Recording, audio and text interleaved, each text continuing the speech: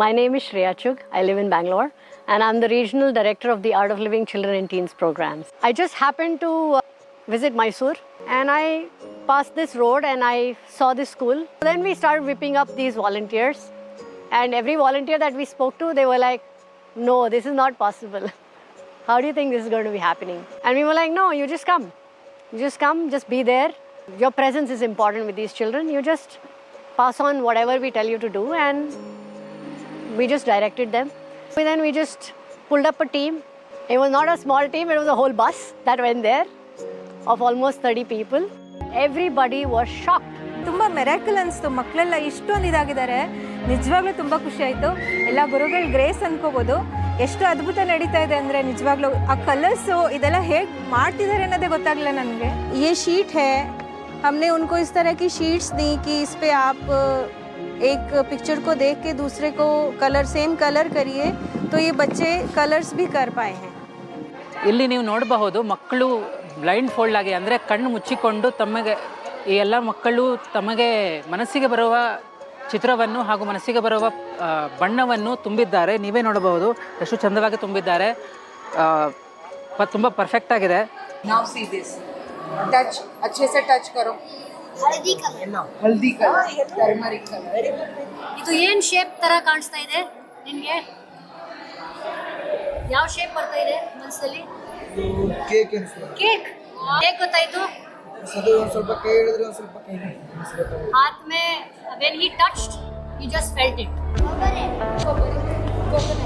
There were 3 camera people who were shooting this, and I was like, Irene, come here. Irene, catch this. Irene, this child is doing really well. Hey, get this recording done. Wait, we are coming. And there, that child has already, like, you've given him the paper, and within seconds he has finished it. He has finished coloring it like a normal child. ಮನಸ್ಸಿಗೆ ಒಂಥರ ಆನಂದ. ಈ ಶಿಬಿರಗಿಂತ ಮುಂಚೆ ಅವು ಏನು ಮಾಡೋಕ್ಕೆ ಬರ್ತಿರಲಿಲ್ಲ. ಮನಸ್ಸು ಒಂಥರ ಚೆನ್ನಾಗೈತೆ, ಮನಸ್ಸಿಗೆ ಏನೋ ಒಂಥರ ಶಾಂತಿ. ಈ ಶಿಬಿರದಲ್ಲಿ ನನಗೆ ತುಂಬ ಜಾಸ್ತಿ ಡ್ರಾಯಿಂಗ್ ಇಷ್ಟ ಆಯಿತು. ನಾವು ಡ್ರಾಯಿಂಗ್ ಮಾಡ್ಬೋದಲ್ಲ, ನಾವು ಈ ಥರ ಹಿಂಗೆ ಕೈಯಲ್ಲಿ ಹಿಂಗೆ ಸವರಾಡಿದ್ರೆ ಅದು ಮನಸ್ಸಲ್ಲಿ ಆ ಥರ ಕಲರ್ ಬರ್ತದೆ. Eventually it became a process where it was so normal for everyone. Just in 2 days. It takes them a little time to understand because they have been again and again in their period of life told that they are blind, they cannot see. That's really sad and disheartening, because when we speak to the children and say, look, we are here to gift you something beyond the 5 senses and the ability to see through the mind. When the shell cracks, the egg hatches, and when that new birth happens, there's so much happiness. And if we can pull that energy up, make that child, that consciousness happy in whatever space he is. See, as normal beings, we are closing our eyes to go within. These kids have a gift already. They already have a heightened consciousness than any one of us. They are able to understand life more than we can understand about ourselves. They have been gifted. And when we speak to them with that space of love and that space of care in the program, it's a new spark for them that, is there something like this also? Intuition is not just the knowledge of the now. Intuition is the knowledge of the past, present and future. And if that child can foresee the next move, he's not going to fall. He's not going to go astray.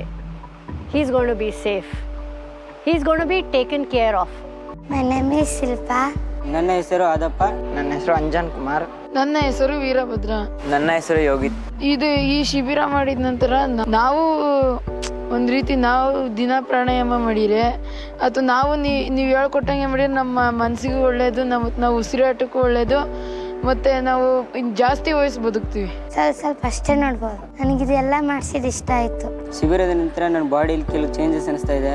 ಈ ಕಣ್ಣು ಮುಚ್ಚಿ ಹೋದರೂ ಹೋಗ್ಬೋದು. ನನ್ನ ಆರೋಗ್ಯ ತುಂಬ ಚೆನ್ನಾಗಿದೆ. ಒಂಥರ ಇದು ಮನಸ್ಸು ಎಲ್ಲ ಬದಲಾವಣೆ ಆಗ್ತಾಯಿದೆ. ಮ್ಯಾಮ್ ನನಗೆ 100% ನೋ ಬ್ಲೈಂಡ್ ಮ್ಯಾಮ್. ನಮಗೆ ಚೆನ್ನಾಗಿ ಅನಿಸ್ತು. ನಮಗಂತೂ ಬಹಳ ಖುಷಿ ಆಯಿತು.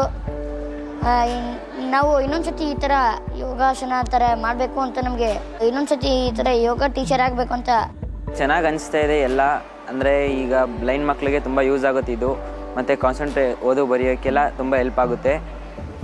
ಇದೇ ಥರ ಎಲ್ಲ ಸ್ಕೂಲ್ಗೆ ಹೋಗಿ ಹೇಳ್ಕೊಡಿ ಅಂತ ನನ್ನ ಅಭಿಪ್ರಾಯ. ಗುರುಜಿಯವರೇ ಥ್ಯಾಂಕ್ ಯು. ನೀವು ಇನ್ನು ಮೇಲೆ ಉನ್ನತ ವ್ಯಕ್ತಿಯಾಗಿ ಬೆಳೀರಿ ಅಂತ ಆಶಿಸ್ತೀನಿ.